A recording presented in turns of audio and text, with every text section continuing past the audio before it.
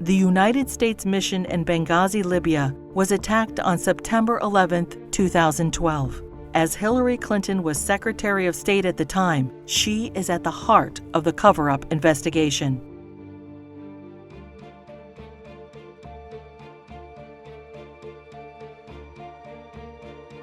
Tonight, Chief Intelligence Correspondent Catherine Herridge begins with a look at the mistakes and miscalculations that led to the deaths of 4 Americans.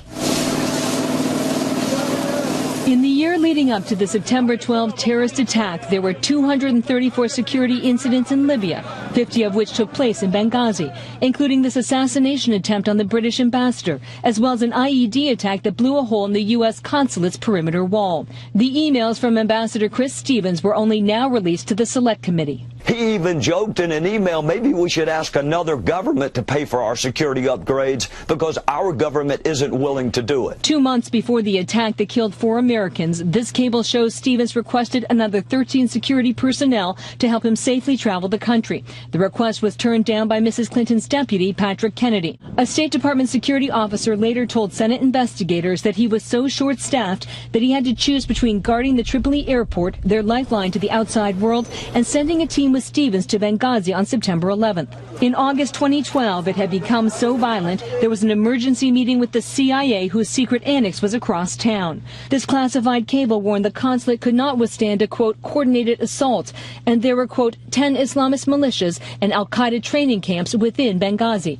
Yet, like other requests, no security was added.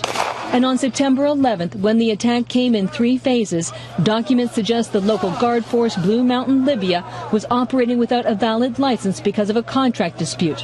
And CIA security told Fox's Brett Baier they were ordered not to immediately help. If I gave you that 30 minutes back and I gave you some air power, would Ambassador Stevens and Sean Smith be alive today? Yes, to me, if without the delay, they would still be alive. In the months before his death, Ambassador Stevens talked about being worried about what he called the never-ending security threats in Benghazi, specifically mentioned the rise in Islamic extremism, the growing al-Qaeda presence in Libya, and said he was on an al-Qaeda hit list. Green Beret Commander Lieutenant Colonel Andy Wood was one of the top American security officials in Libya. Based in Tripoli, he met with Ambassador Stevens. The last time he went to Benghazi was in June, just 3 months before the attack. While he was there, al-Qaeda tried to assassinate the British ambassador.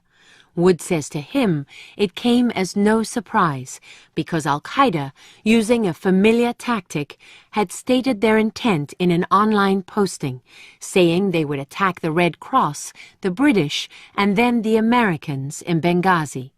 And you watched as they attacked the Red Cross and the British mission, and the only ones left were us. They made good on 2 out of the 3 promises. It was a matter of time till they captured the 3rd one.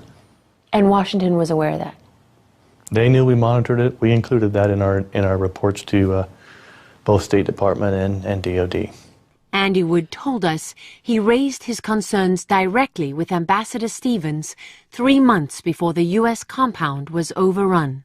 I made it known in a country team meeting, you are going to get attacked. You are going to get attacked in Benghazi. It's going to happen.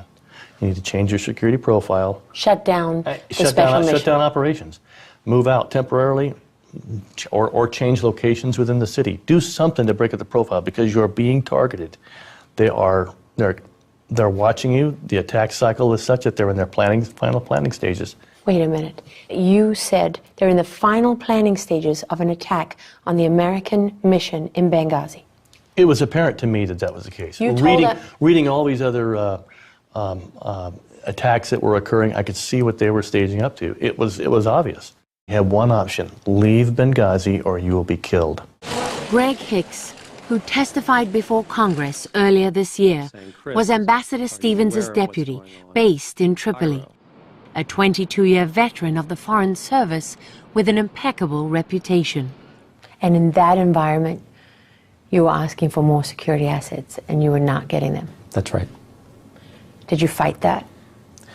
I was in the process of trying to frame a 3rd request, but it was not allowed to go forward.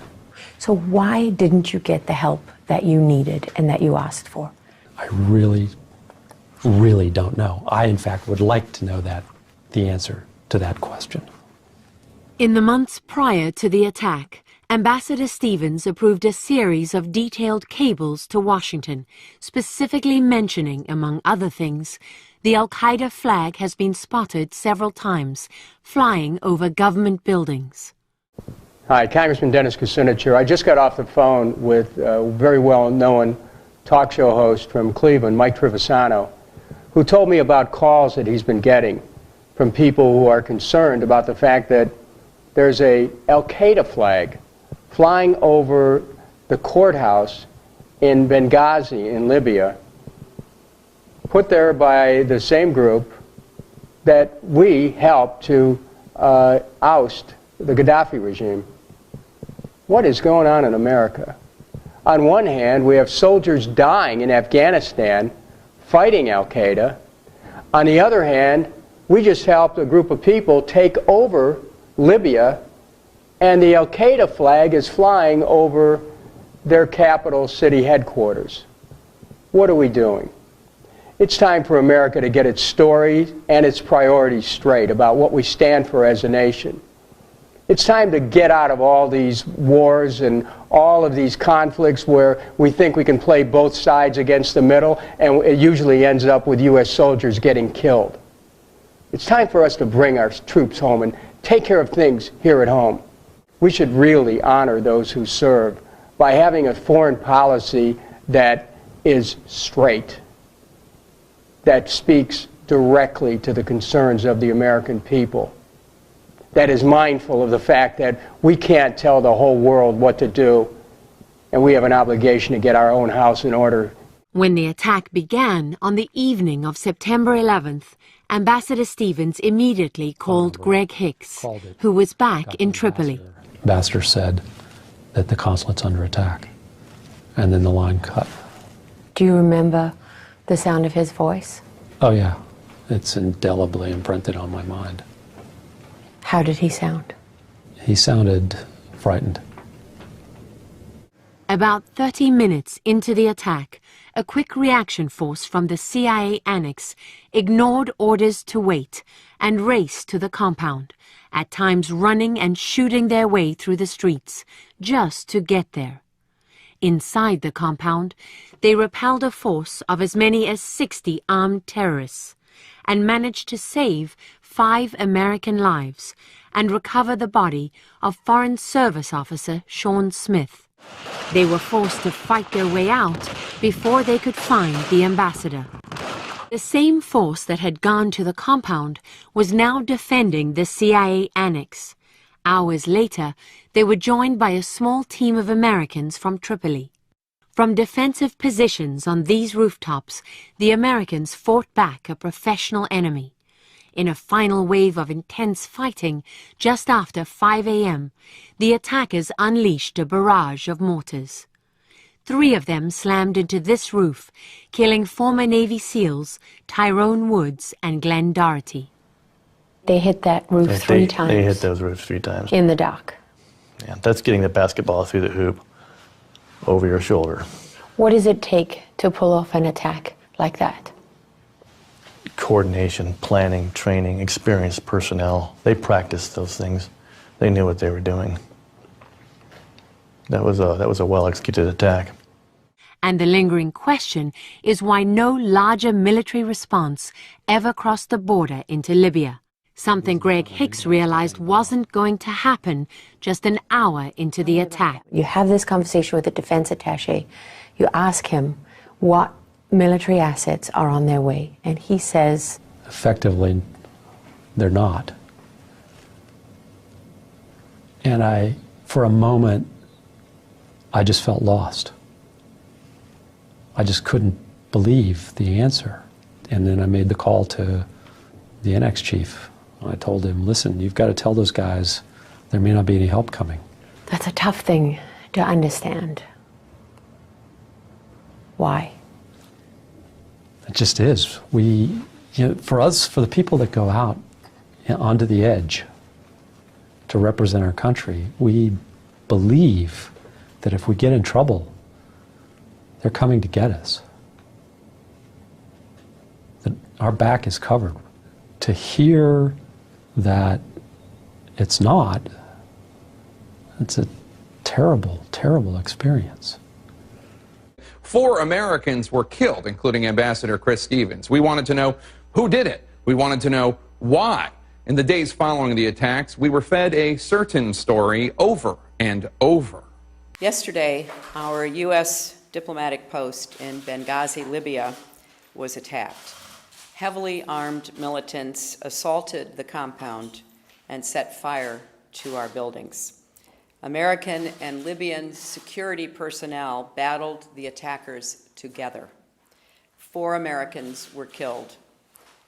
They included Sean Smith, a Foreign Service Information Management Officer, and our ambassador to Libya, Chris Stevens.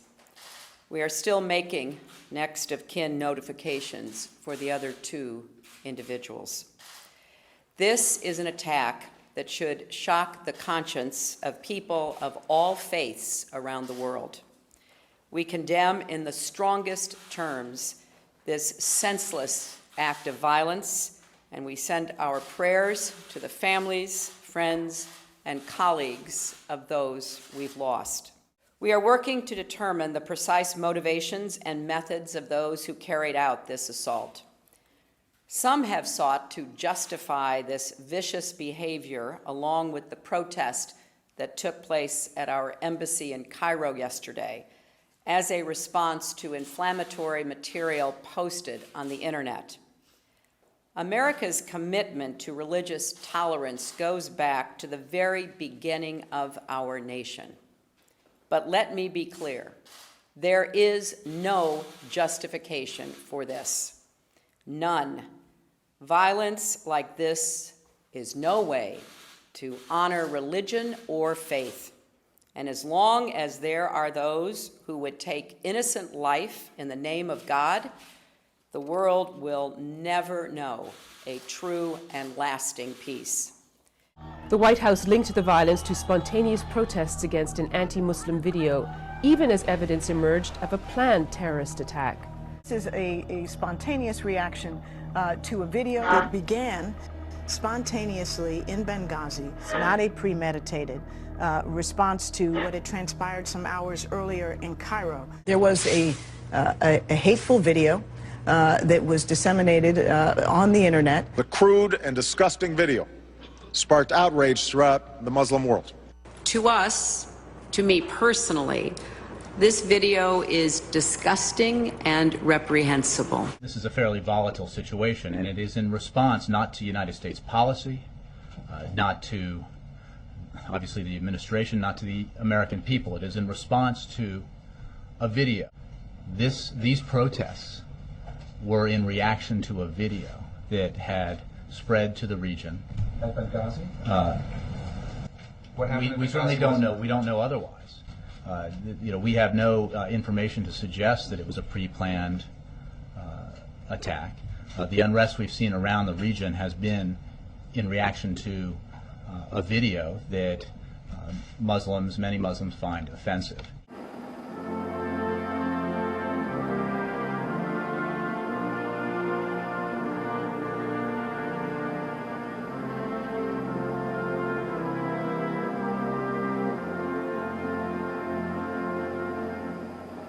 This has been a difficult week for the State Department and for our country.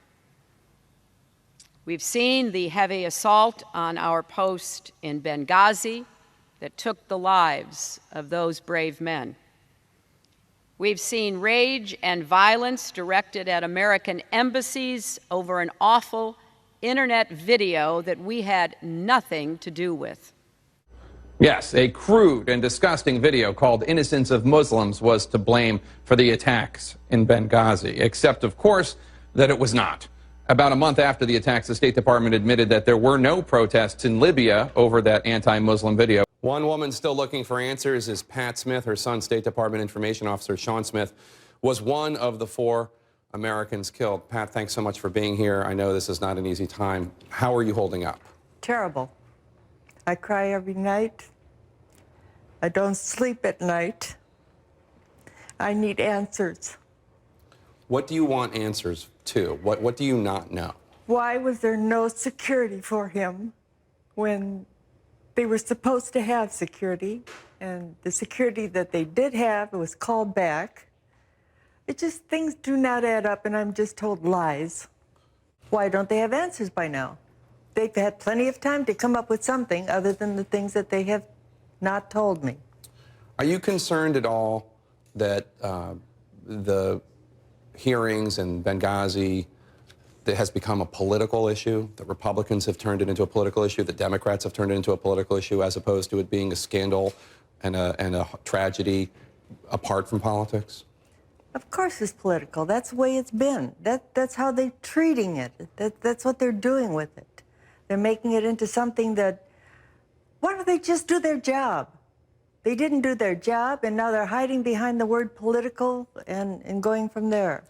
You have expressed disappointment in the past because President Obama, then Secretary of State Hillary Clinton, then Secretary of Defense Leon Panetta, all of them came to you, talked to you. Yes. And then you haven't heard from them. Have you heard from anybody in the Obama administration? Have you gotten any outreach or any answers at all? I got one telephone call from a clerk that was a couple days after it happened. He was reading to me from the timeline, which I already had, and that was it. And since then, all they have told me is that I am not part of the immediate family, so they don't want to tell me anything. Secretary of State Hillary Clinton testified about the Benghazi tragedy shortly before she left office. I want to play a little bit of what she said. With all due respect, the fact is we had 4 dead Americans. Was it because of a protest, or was it because of guys out for a walk one night who decided they'd go kill some Americans? What difference at this point does it make? It is our job to figure out what happened and do everything we can to prevent it from ever happening again, Senator. What was your reaction to that? Well, that's what I want to know. Why did it happen? And she is in charge.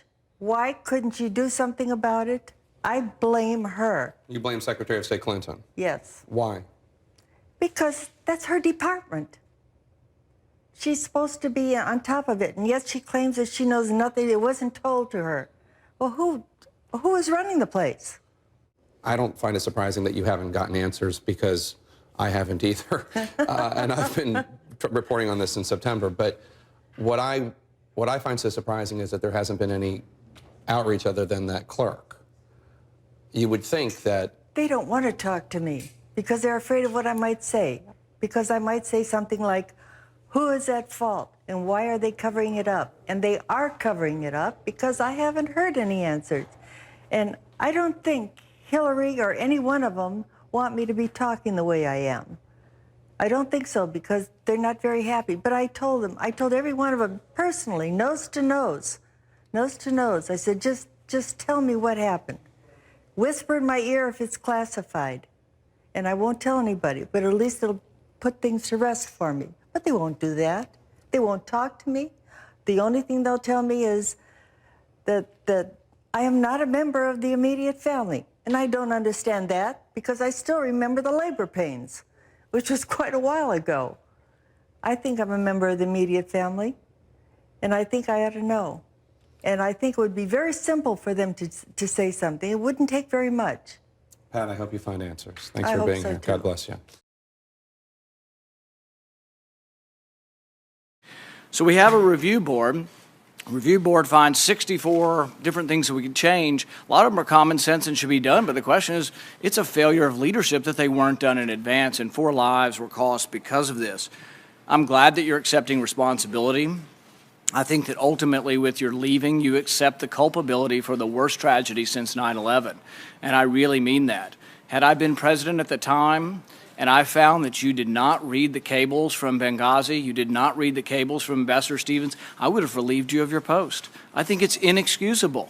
The thing is that, we can understand that you're not reading every cable. I can understand that maybe you're not aware of the cable from the ambassador in Vienna that asked for $100,000 for an electrical charging station. I can understand that maybe you're not aware that your department spent $100,000 on 3 comedians who went to India on a promotional tour called Make Chi Not War. But I think you might be able to understand and might be aware of the $80 million spent on a consulate in Mashar al-Sharif that will never be built. I think it's inexcusable that you did not know about this and that you did not read these cables. I would think by anybody's estimation, Libya has to have been one of the hottest of hot spots around the world.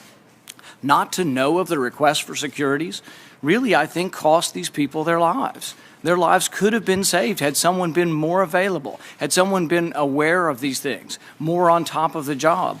And the thing is I don't suspect you of bad motives. The review board said, well, these people weren't willfully negligent. I don't think you were willfully. I don't suspect your motives of wanting to serve your country, but it was a failure of leadership not to be involved. It was a failure of leadership not to know these things. And so I think it is good that you're accepting responsibility because no one else is. And there is a certain amount of culpability to the worst tragedy since 9/11, and I'm glad you're accepting this. That there was no protest prior to this. I mean, this attack started at 9:40 p.m. Benghazi time, and it was an assault. I mean, I'm going back to then Ambassador Rice, 5 days later, going to the Sunday shows, and what I would say purposefully misleading the American public. I certainly did not know of any reports that contradicted the IC talking points at the time that Ambassador Rice went on the TV shows. I certainly did not know of any reports that contradicted the IC talking points at the time that Ambassador Rice went on the TV shows. Chris Stevens, Sean Smith, Glenn Doherty, and Tyrone Woods served this country with courage and with honor. And they were killed under circumstances that most of us could never imagine. Terrorists pour through the front gate of an American facility, attacking people and property with machine guns, mortars, and fire.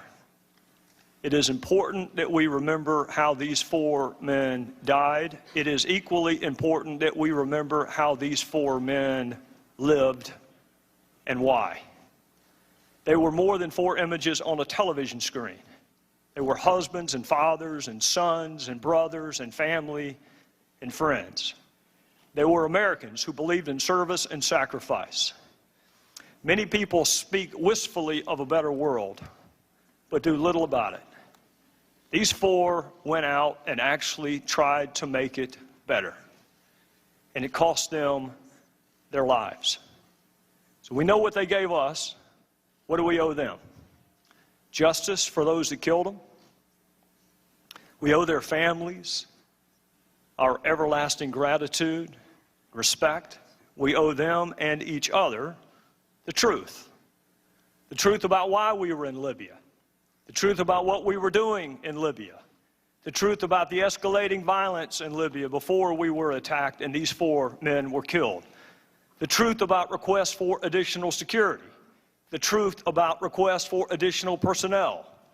The truth about requests for additional equipment. The truth about where and why our military was positioned as it was on the anniversary of 9/11. The truth about what was happening and being discussed in Washington while our people were under attack. The truth about what led to the attacks and the truth about what our government told the American people after the attacks. Why were there so many requests for more security personnel and equipment, and why were those requests denied in Washington? Why did the State Department, compound and facility, not even come close to meeting proper security specifications? What policies were we pursuing in Libya that required a physical presence in spite of the escalating violence? Who in Washington was aware of the escalating violence? What precautions, if any, were taken on the anniversary of 9/11? What happened in Washington after the first attack, and what was our response to that attack? What did the military do or not do? What did our leaders in Washington do or not do, and when? Why was the American public given such divergent accounts of what caused these attacks? And why is it so hard to get information from the very government these 4 men represented, served, and sacrificed for? Even after an accountability review board and a half-dozen congressional investigations, these and other questions still lingered. And these questions lingered because previous investigations were not thorough. These questions lingered because those previous investigations were narrow in scope and either incapable or unwilling to access the facts and evidence necessary to answer all relevant questions. So the House of Representatives, including some Democrats, I hasten to add, asked this committee to write the final definitive accounting of what happened in Benghazi. Just last month, 3 years after Benghazi, top aides finally returned documents to the State Department. A month ago, this committee received 1,500 new pages of Secretary Clinton's emails related to Libya and Benghazi, 3 years after the attacks. And a little over 2 weeks ago, this committee received nearly 1,400 pages of Ambassador Stevens' emails, 3 years after the attacks. It is impossible to conduct a serious, fact-centric investigation without access to the documents from the former Secretary of State, the ambassador who knew more about Libya than anyone else, and testimony from witnesses who survived the attacks. Madam Secretary, I understand there are people, frankly, in both parties who have suggested that this investigation is about you. Let me assure you it is not, and let me assure you why it is not. This investigation is about 4 people who were killed representing our country on foreign soil. It is about what happened before, during, and after the attacks that killed them. It is about what this country owes to those who risk their lives to serve it. And it is about the fundamental obligation of government to tell the truth, always, to the people that it purports to represent. There was never a video-inspired protest in Benghazi. There was in Cairo, but not in Benghazi. Victoria Nuland, your spokesperson at the State Department, hours after the attack said this: Benghazi has been attacked by militants. In Cairo, police have removed demonstrators. Benghazi, you got weapons and explosions. Cairo, you got spray paint and rocks. 1 hour before the attack in Benghazi, Chris Stevens walks the diplomat to the front gate. The ambassador didn't report a demonstration. He didn't report it because it never happened. An eyewitness in the command center that night on the ground said no protest, no demonstration. 2 intelligence reports that day. No protest, no demonstration. The attack starts at 3:42 Eastern Time, ends at approximately 11:40 p.m. that night. At 4:06, an ops alert goes out across the State Department. It says this: mission under attack, armed men, shots fired, explosions heard. No mention of a video, no mention of a protest, no mention of a demonstration. But the best evidence is Greg Hicks, the #2 guy in Libya, the guy who worked side by side with Ambassador Stevens. He was asked if there had been a protest, would the ambassador have reported it? Mr. Hicks' response: absolutely. For there to have been a demonstration on Chris Stevens' front door and him not to have reported it is unbelievable, Mr. Hicks said. He said, secondly, if it had been reported, he would have been out the back door within minutes, and there was a back gate. Everything points to a terrorist attack. We just heard from Mr. Pompeo about the long history of terrorist incidents, terrorist violence in the country, and yet 5 days later, Susan Rice goes on 5 TV shows, and she says this: Benghazi was a spontaneous reaction as a consequence of a video. A statement we all know is false. But don't take my word for it. Here's what others have said. Rice was off the reservation on 5 networks. White House worried about the politics. Republicans didn't make those statements. They were made by the people who work for you in the Near Eastern Affairs Bureau, the actual experts on Libya in the State Department. So, if there's no evidence for a video-inspired protest, then where'd the false narrative start? It started with you, Madam Secretary. At 10:08, on the night of the attack, you released this statement: some have sought to justify the vicious behavior as a response to inflammatory material posted on the internet. At 10:08, with no evidence, at 10:08, before the attack is over, at 10:08, when Tyrone Woods and Glenn Doherty are still on the roof of the annex fighting for their lives, the official statement of the State Department blames a video. Some have sought to justify this vicious behavior along with the protest that took place at our embassy in Cairo yesterday as a response to inflammatory material posted on the internet. It was interesting what else Ms. Newland said that day. She said, if pressed by the press, if there's a connection between Cairo and Benghazi, she said this: there's no connection between the two. So here's what troubles me. Your experts knew the truth. Your spokesperson knew the truth. Greg Hicks knew the truth. But what troubles me more is I think you knew the truth. I want to show you a few things here. You're looking at an email you sent to your family. Here's what you said. At 11 o'clock that night, approximately 1 hour after you told the American people it was a video, you say to your family, 2 officers were killed today in Benghazi by an al-Qaeda-like group. You tell the American people one thing, you tell your family an entirely different story. Also, on the night of the attack, you had a call with the president of Libya. Here's what you said to him. Ansar al-Sharia is claiming responsibility. It's interesting, Mr. Katala, one of the guys arrested and charged, actually belonged to that group. And finally, and most significantly, the next day, within 24 hours, you had a conversation with the Egyptian Prime Minister. You told him this: we know the attack in Libya had nothing to do with the film. It was a planned attack, not a protest. I certainly did not know of any reports that contradicted the IC talking points at the time that Ambassador Rice went on the TV shows. Let me read that one more time. We know, not we think, not it might be, we know the attack in Libya had nothing to do with the film. It was a planned attack, not a protest. State Department experts knew the truth. You knew the truth. But that's not what the American people got. And again, the American people want to know why. I think if you look at what all of us were trying to do, and we were in a position, Congressman, of trying to make sense of a lot of incoming information and watch the way the intelligence community tried to make sense of it. Madam Secretary. So all I can say is nobody... There was not conflicting information the day of the attack because your press secretary said, if pressed, there's no connection between Cairo and Benghazi. It was clear. You're the ones who muddied it up. As you know, when this attack happened, the White House initially said it arose out of a spontaneous protest over an anti-Muslim video. That turned out not to be true, and the White House said they relied entirely on CIA talking points. But I have obtained 12 different versions of those talking points that shows that they were dramatically edited by the administration. Take a look at 2 of them.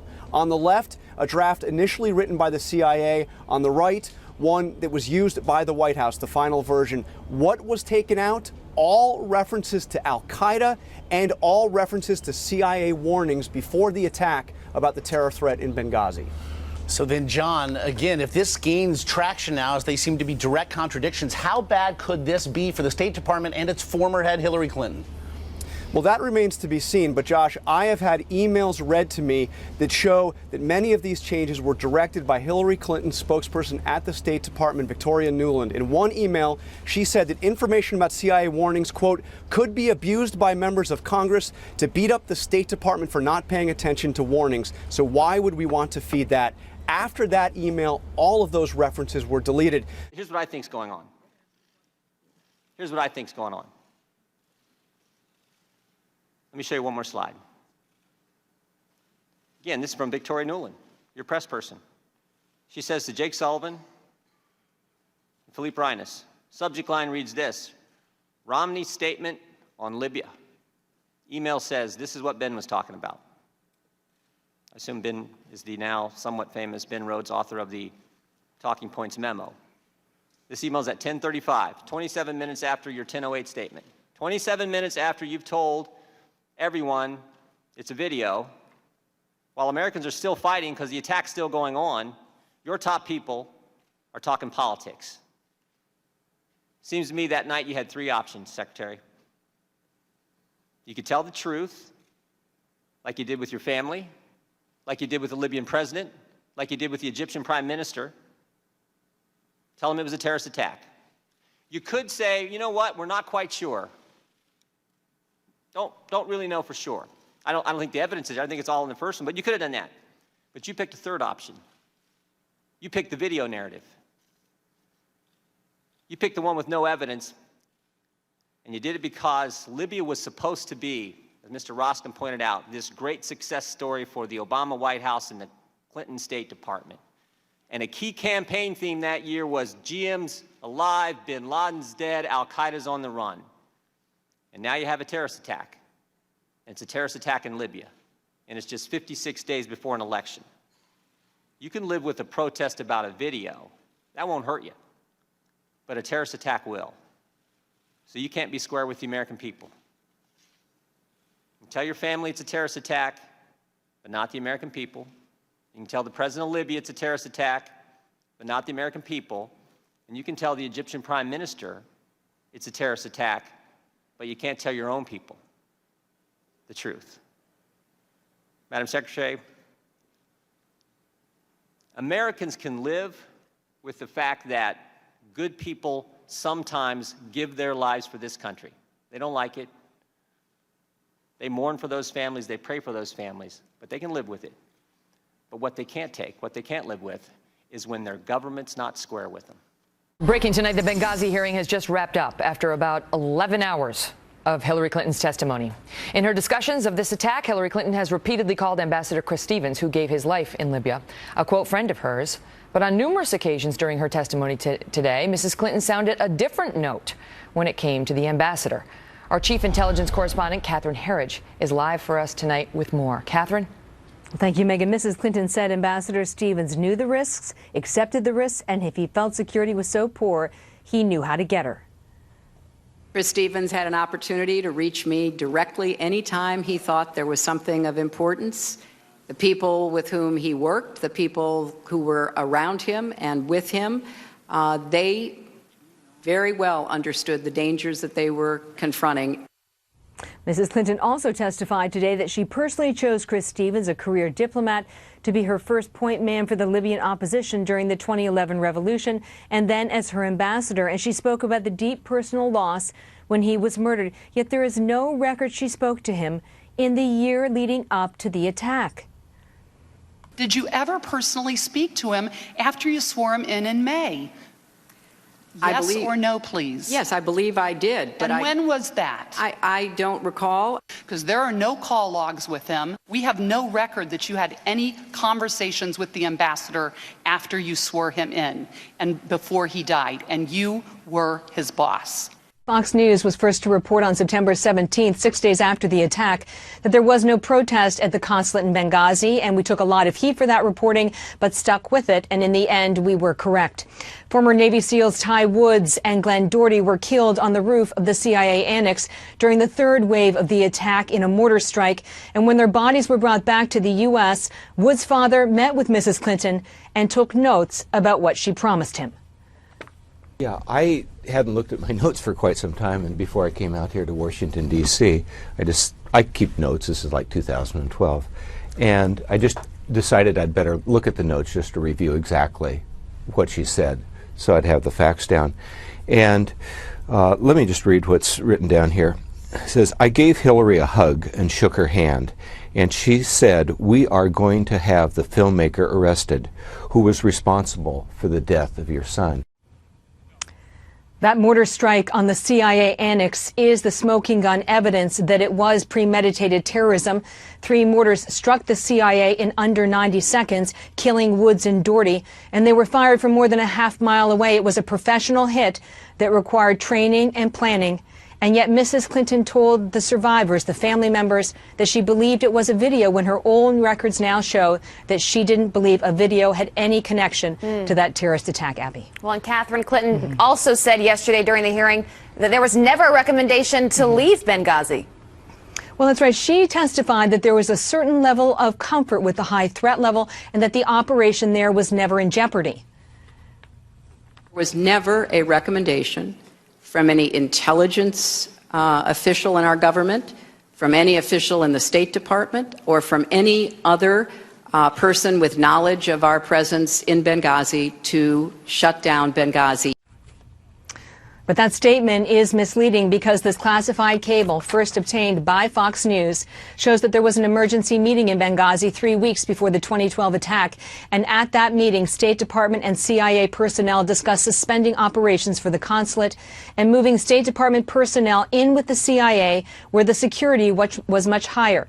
It reads in part, quote, CIA suggested that mission personnel could co-locate to the annex if the security environment degraded suddenly. In the longer term, we believe former co-location with the CIA will greatly improve our security situation. The State Department was always reluctant to confirm that emergency meeting took place just 3 weeks before the attack and that it predicted the consulate could not withstand a coordinated assault. And that classified cable was one of the last documents provided to the Senate Intelligence Committee investigation that found the attack could have been prevented. We also learned today that there were 600 separate requests from Stevens and the group in Benghazi for additional security in that year leading up to the attack, but virtually nothing was done. And on the day of the assault, the terrorists walked in unencumbered, set fire, and killed Stevens and Sean Smith as well, Megan. Wow. Catherine, thank you. You're welcome. Joining me now to react, Robert Zimmerman, a Clinton supporter and DNC committee member from New York. I mean, that is just... Why? Why were there 600 requests for security that were ignored? Why? Megan, Why is it not fair to ask those questions? Megan, first, let me say to you, I'm not here as a Hillary Clinton supporter, even as a Democrat. I'm here as a proud American. And I think, like the polls show, an overwhelming number of our fellow citizens, along with Republicans in Congress, are just appalled by the partisan posturing of this committee and the partisan manipulation. Even Chairman Gowdy's own handpicked investigator, a major in the Air Force, condemned this committee for their partisan manipulation. All right, let me stop you there. Let's assume, for the purposes of this discussion, you're completely right, that this has been partisan from the beginning, that Trey Gowdy wants to hurt Hillary Clinton's poll numbers. He denies that. Kevin McCarthy said something that certainly suggested it was true in his view. Sure. But I'll give you that for the purposes of this discussion. How do you explain this email? All the investigations that preceded this, they didn't have this. She didn't turn it over. And after years of telling us, that it was about a video, and now we see on the night in question, it wasn't like she was just writing in her diary to the Egyptian prime minister, we know this attack had nothing to do with the film. It was planned and it wasn't a protest. Her own words. Why did she lie, or how did she lie, as you put it, about Benghazi? Where was her lie? Okay, so it's very clear from all the data. It's very clear from the data. It's very clear from the emails that the President of the United States, that the Secretary of State, and that the military understood that this was a purposeful terrorist attack on the anniversary of 9/11, and they understood it while it was going on. So tell me then, why would you talk about the next day from the State Department? Why would you talk about a video? Why would you explain that this is not America? Why would you stand over the bodies of the fallen and say it again? Why not come out and say, this was a purposeful terrorist attack on our embassy. 4 brave Americans were killed, and we are going to seek retribution. Let's go through this. Hillary Clinton says in a press conference recently, I'm eager to turn over all the emails so the American people can see. Well, now we know the State Department hasn't turned over all the emails. We also know those emails link Hillary Clinton and the State Department for the first time to the Susan Rice talking points, that this was all a video and a demonstration. Do you remember? We now know on the night of September 11th, the State Department and the White House knew this was a pre-planned terrorist attack. 2 days later, Hillary Clinton stands over the bodies of the fallen and talks about a video. Susan Rice goes on television and says it's a video, it's a demonstration. Hillary Clinton later denies that she had anything to do with those talking points. False. She never revealed a private server in her basement until it was discovered. And then, when it was discovered, she wipes it clean nearly 2 years after she leaves the Department of State. Listen to the litany I just went through. Really? I turned over all the emails? No, I didn't. I had nothing to do with the talking points? Yes, you did. It was a video and a demonstration. Turns out it was a pre-planned terrorist attack. I didn't tell anyone I had a private server. I didn't tell anyone I had a private email account, but when you found it out, I wiped it clean. I think we now have enough information to understand that Hillary Clinton, as Secretary of State, has engaged in gross dereliction of duty. She has engaged in a cover-up, and she has blood on her hands. The U.S. pulled out of Benghazi, and al-Qaeda has grown in power across Libya. When a member of our team went to the U.S. compound, he found remnants of the Americans' final frantic moments still scattered on the ground. Among them, Ambassador Stevens' official schedule for September 12, 2012, a day he didn't live to see. September 11, 2012. An American ambassador is brutally murdered. 3 other Americans killed. An organized assault with automatic weapons and rocket-propelled grenades. A security request submitted 4 months earlier, denied, even after 2 bombings preceding the anniversary of 9/11. And fears of being killed expressed by Ambassador Stevens himself. Yet President Obama's officials insisted they had no actionable intelligence requiring increased security.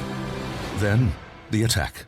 And Obama and his administration wouldn't call it terrorism for 14 days. For political reasons, it was in Obama's interest to not portray the attack as terrorism on the anniversary of 9/11. The intelligence was there, clear signs of terrorism, but campaign politics came first. Within hours of the attacks, Obama officials received numerous intelligence reports indicating the attacks were organized and al-Qaeda was involved. Communications intercepted between al-Qaeda and Libyan militants bragging about the attack. Every sign pointed to terrorism. But for 2 long weeks, Obama and his team blamed a video.